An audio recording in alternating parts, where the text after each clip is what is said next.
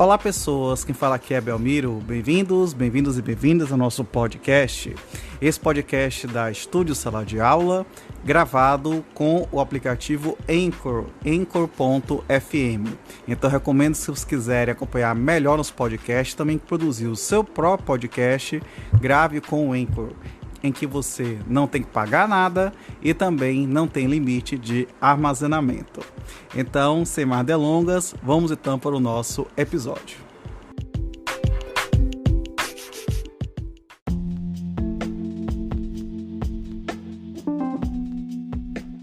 Capítulo 1A do Patrimônio de Afetação, incluído pela Lei 10.931 de 2004.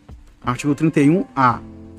A critério do incorporador, a incorporação poderá ser submetida ao regime de afetação, pelo qual o terreno e as accessões, objeto de incorporação mobiliária, bem como os demais bens e direitos a ela vinculados, manter-se-ão apartados do patrimônio do incorporador e constituirão patrimônio de afetação, destinado à consecução da incorporação correspondente e à entrega das unidades imobiliárias aos respectivos adquirentes.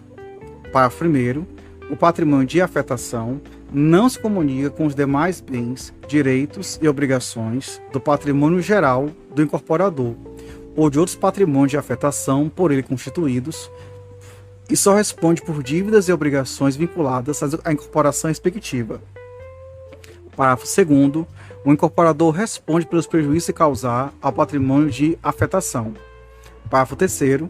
Os bens e direitos integrantes do patrimônio de afetação somente poderão ser objeto de garantia real em operação de crédito, cujo produto seja integralmente destinado à consecução da edificação correspondente e à entrega das unidades imobiliárias respectivos adquirentes. Parágrafo 4º. No caso de cessão plena ou fiduciária de direitos creditórios oriundos da comercialização das unidades imobiliárias correspondentes da incorporação, o produto da cessão também passará a integrar o patrimônio de afetação, observado o disposto no parágrafo 6º. Parágrafo 5º. As cotas de construção correspondentes às accessões vinculadas a frações ideais serão pagas pelo incorporador até que a responsabilidade pela sua construção tenha sido assumida por terceiros, nos termos da parte final do parágrafo 6º do artigo 35. Parágrafo 6º. Os recursos financeiros integrantes do patrimônio de afetação serão utilizados para pagamento ou reembolso das despesas inerentes à incorporação. Parágrafo 7º. O reembolso do preço de aquisição do terreno somente poderá ser feito quando da alienação das unidades autônomas, na proporção das respectivas ações ideais, considerando tão somente os valores efetivamente recebidos pela alienação. Parágrafo 8º. Excluem-se do patrimônio de afetação: inciso 1. Os recursos financeiros que excederem a importância necessária à conclusão da obra, considerando-se os valores a receber até a sua conclusão, bem assim os recursos necessários à quitação de financiamento para a construção, se houver. Parágrafo 2º.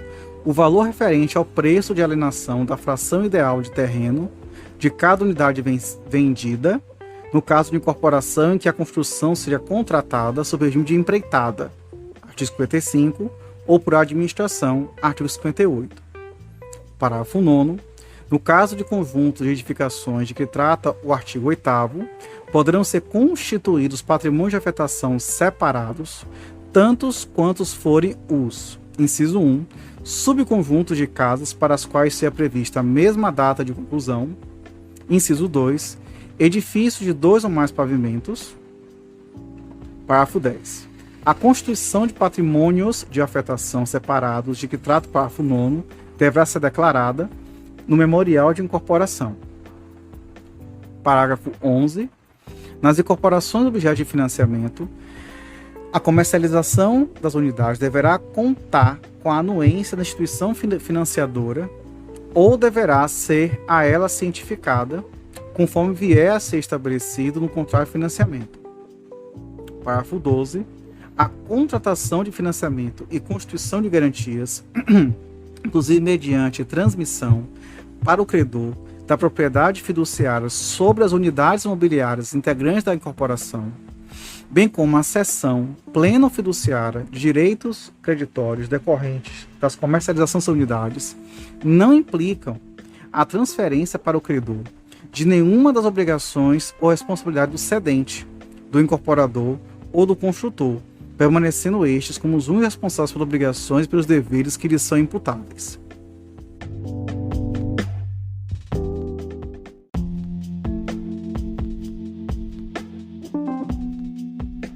Artigo 31b. Considera-se constituído o patrimônio de afetação mediante averbação a qualquer tempo no registro de imóveis de termo firmado pelo incorporador e, quando for o caso, também pelo titular de direitos reais de aquisição sobre o terreno. Parágrafo único.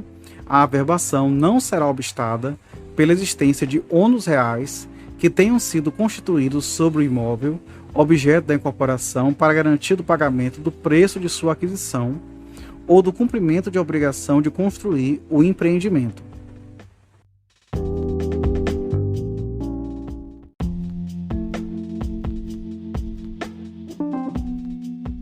Artigo 31c.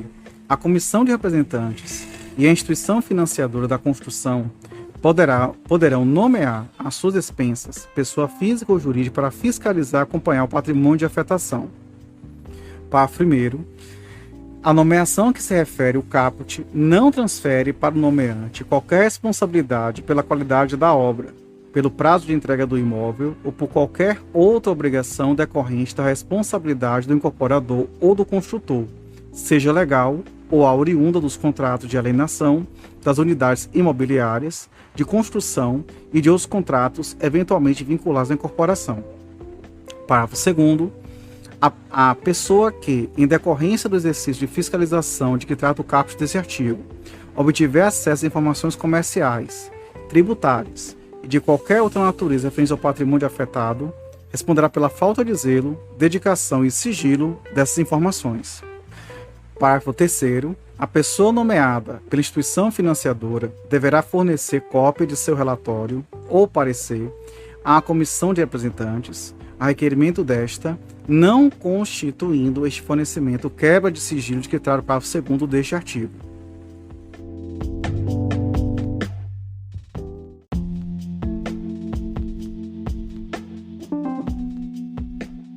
Artigo 31d. Incumbe ao incorporador: inciso 1. Promover todos os atos necessários à boa administração e à preservação do patrimônio de afetação, inclusive mediante adoção de medidas judiciais. Inciso 2. Manter apartados os bens e direitos objeto de cada incorporação. Inciso 3. Diligenciar a captação dos recursos necessários à incorporação e aplicá-los na forma prevista desta lei, cuidando de preservar os recursos necessários à conclusão da obra. Inciso 4. Entregar à comissão de representantes, no mínimo a cada 3 meses, demonstrativo do estado da obra e de sua correspondência com o prazo pactuado ou com os recursos financeiros que integrem o patrimônio de afetação, recebidos no período, firmados por profissionais habilitados, ressalvadas eventuais modificações sugeridas pelo incorporador e aprovadas pela comissão de representantes. Inciso 5. Manter e movimentar os recursos financeiros do patrimônio de afetação em conta de depósito aberta especificamente para tal fim. Inciso 6. Entregar à comissão de representantes balancetes coincidentes com o trimestre civil relativos a cada patrimônio de afetação. Inciso 7. Assegurar à pessoa nomeada, nos termos do artigo 31c, o livre acesso à obra, bem como aos livros, contratos, movimentação da conta de depósito exclusiva referida no inciso 5 deste artigo e quaisquer os documentos relativos ao patrimônio de afetação. E, inciso 8, manter a escrituração contábil completa, ainda que esteja desobrigado pela legislação tributária.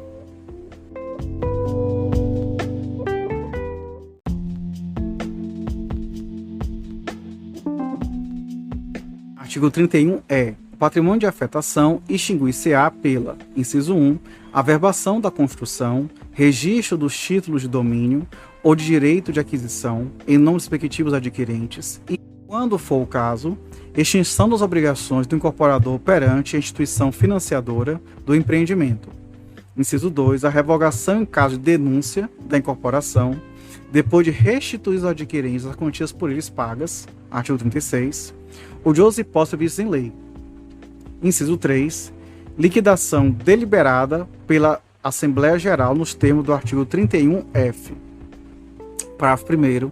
Na hipótese prevista no inciso 1 do caput, uma vez averbada a construção, o registro de cada contrato de compra e venda ou de promessa de compra e venda, acompanhado do respectivo termo de quitação da instituição financiadora da construção, importará na extinção automática do patrimônio de afetação em relação à respectiva unidade, sem necessidade de averbação específica. Parágrafo 2º.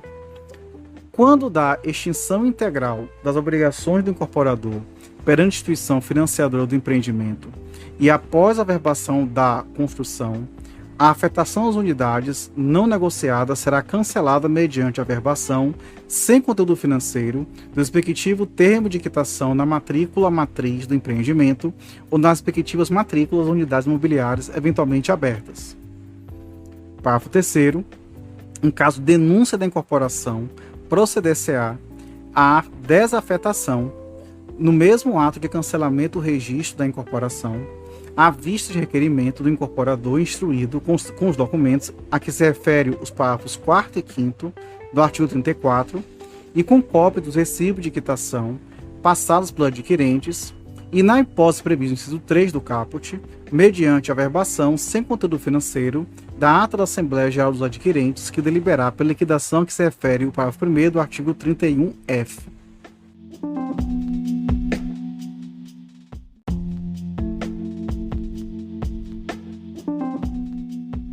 Artigo 31F.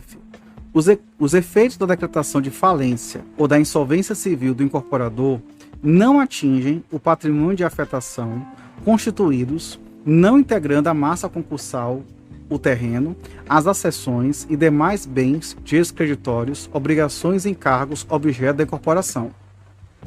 Parágrafo 1º.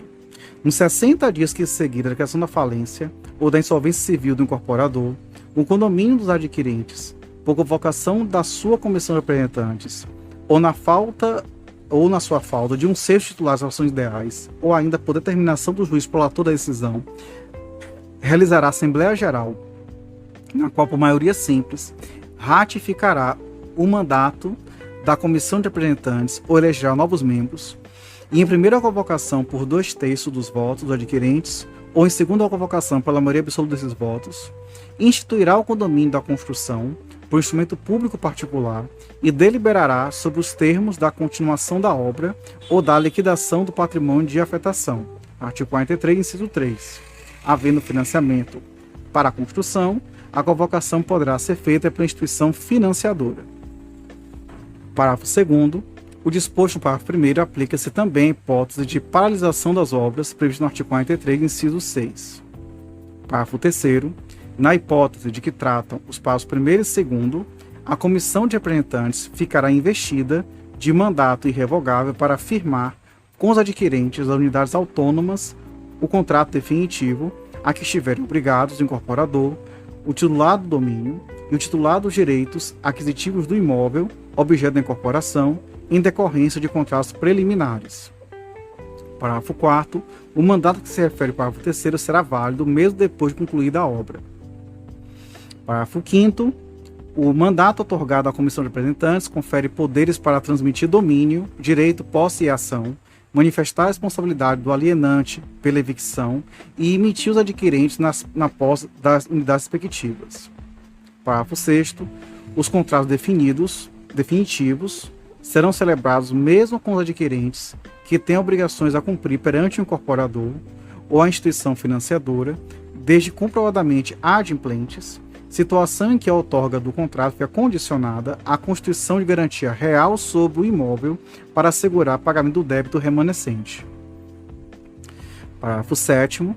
Ainda na hipótese dos parágrafos 1º e 2º, a Comissão de Representantes ficará investida de mandato irrevogável para, em nome dos adquirentes, em cumprimento da decisão da Assembleia Geral que deliberar pela liquidação do patrimônio de afetação, efetivar a alienação do terreno e das accessões, transmitindo a posse, direito, domínio e ação, manifestar responsabilidade pela evicção, emitir os futuros adquirentes na posse do terreno e das accessões. Parágrafo 8º. Na hipótese do parágrafo 7º, será firmado o respectivo contrato de venda, promessa de venda ou outra modalidade de contrato compatível com os direitos objeto da transmissão. Parágrafo 9º. A comissão de representantes cumprirá o mandato nos termos dos limites estabelecidos pela deliberação da Assembleia Geral e prestará contas aos adquirentes, entregando-lhes o produto líquido da alienação no prazo de 5 dias da data em que tiver recebido o preço ou cada parcela do preço. Parágrafo 10. Os valores pertencentes aos adquirentes não localizados deverão ser depositados em juízo pela comissão de representantes. Parágrafo 11. Caso decidam pela continuação da obra, os adquirentes ficarão automaticamente subrogados dos direitos, obrigações e nos encargos relativos à incorporação, inclusive aqueles relativos ao contrato de financiamento da obra, se houver. Parágrafo 2º. Para efeitos do parágrafo 1º desse artigo, parágrafo 11 desse artigo, cada adquirente responderá individualmente pelo saldo porventura existente entre as receitas do empreendimento e o custo da conclusão da incorporação, na proporção dos coeficientes de construção atribuíveis às respectivas unidades, se outro critério de rateio não for deliberado em Assembleia Geral por 2/3 dos votos dos adquirentes, observado o seguinte. Inciso 1. Os saldos dos preços das frações ideais e as seções integrantes da incorporação que não tenham sido pagos ao incorporador até a data da decretação da falência ou da insolvência civil passarão a ser pagos à comissão de representantes, permanecendo o somatório destes recursos submetidos à afetação, nos termos do artigo 31A, até o limite necessário à conclusão da incorporação. Inciso 2. Para cumprimento do seu encargo de administradora da incorporação, a comissão de representantes fica investida de mandato legal em caráter irrevogável para, em nome do incorporador ou do condomínio da construção, conforme o caso, receber as parcelas do saldo do preço e da aquitação, bem como promover as medidas extrajudiciais ou judiciais necessárias a recebimento, praticando todos os atos relativos ao leilão de que trata o artigo 63, ou os atos relativos à consolidação da propriedade e ao leilão de que trata os artigos 26 e 27 da Lei 9.514, de 20 de novembro de 1997, devendo realizar a garantia e aplicar na incorporação todo o produto do recebimento do saldo do preço e do leilão. Inciso 3. Consideram-se receitas do empreendimento os valores das parcelas a receber, vincendas e vencidas e ainda não pagas, de cada adquirente, correspondente ao preço da aquisição das respectivas unidades, ou preço de custeio de construção, bem como os recursos disponíveis afetados. E, inciso 4, compreende-se no custo de conclusão da incorporação todo o custeio da construção do edifício e a averbação da construção nas edificações para efeito de individualização e discriminação das unidades nos termos do artigo 44. Parágrafo 13. Havendo saldo positivo entre as receitas da incorporação e o custo da conclusão da incorporação, o valor correspondente a esse saldo deverá ser entregue à massa falida pela comissão de representantes. Parágrafo 14. Para assegurar as medidas necessárias ao prosseguimento das obras ou à liquidação do patrimônio de afetação, a comissão de representantes, no prazo de 60 dias, a contar da data de realização da Assembleia Geral de que trata o parágrafo 1º, promoverá, em leilão público, com observância dos critérios estabelecidos pelo artigo 63, a venda das frações ideais e respectivas accessões que, até a data da declaração da falência ou insolvência, não tiverem sido alienadas pelo incorporador. Parágrafo 15. Na hipótese de que trata o parágrafo 14, o arrematante ficará subrogado na proporção atribuível à fração e accessões adquiridas, nos direitos e obrigações relativas ao empreendimento, inclusive nas obrigações de eventual financiamento, e, em se tratando da hipótese do artigo 39 desta lei, das obrigações perante o proprietário do terreno. Parágrafo 16. Dos documentos para anúncio da venda de que trata o parágrafo 14, bem assim o inciso 3 do artigo 43, constarão o valor das accessões não pagas pelo incorporador, artigo 35, parágrafo 6º, e o preço da fração ideal do terreno das accessões, artigos 40 e 41. Parágrafo 17. No processo de venda que trata o parágrafo 14, serão asseguradas sucessivamente, em igualdade de condições com terceiros, inciso 1, ao proprietário do terreno, nas hipóteses em que este seja a pessoa distinta da pessoa do incorporador, a preferência para a aquisição das acessões vinculadas à fração objeto da venda a ser exercida nas 24 horas seguintes à data designada para a venda. Inciso 2. Ao condomínio, caso não exercida a preferência de que trata o inciso 1, ou caso não haja licitantes, a preferência para a aquisição da fração ideal e acessões, desde que deliberada em Assembleia Geral, pelo voto da maioria simples dos adquirentes presentes e exercida no prazo de 48 horas a contar da data designada para a venda. Parágrafo 18. Realizada a venda, prevista no parágrafo 14, incumbirá à comissão de representantes, sucessivamente, nos 5 dias a que se seguirem ao recebimento do preço, inciso 1, pagar as obrigações trabalhistas, previdenciárias e tributárias, vinculadas ao respectivo patrimônio de afetação, observada a ordem de preferência prevista na legislação, em especial o disposto no artigo 186 do Código Tributário Nacional. Inciso 2, reembolsar aos adquirentes as quantias que tenham adiantado com recursos próprios para pagamento das obrigações referidas no inciso 1. Inciso 3, reembolsar à instituição financeira a quantia que esta tiver entregue para a construção, salvo se outra for convencionada e as partes interessadas. Inciso 4, entregar ao condomínio o valor que este tiver desembolsado para a construção das acessões de responsabilidade do incorporador, parágrafo 6º do artigo 35 e parágrafo 5º do artigo 31A, a proporção do valor obtido na venda. Inciso 5. Entregar ao proprietário do terreno, nas hipóteses em que este seja pessoa distinta da pessoa do incorporador, o valor apurado na venda, em proporção ao valor atribuído à fração ideal. E, inciso 6. Entregar à massa falida o saldo que porventura remanescer. Parágrafo 19. O incorporador deve assegurar à pessoa nomeada, nos termos do artigo 31C, o acesso a todas as informações necessárias, a verificação do montante das obrigações referidas no parágrafo 12, inciso 1, do artigo 31F, vinculados ao respectivo patrimônio de afetação. Parágrafo 20. Ficam excluídas da responsabilidade dos adquirentes as obrigações relativas, de maneira direta ou indireta, ao imposto de renda e à contribuição social sobre o lucro, devidas pela pessoa jurídica do incorporador, inclusive por equiparação, bem como as obrigações oriundas de outras atividades do incorporador não relacionadas diretamente com as incorporações objeto de afetação.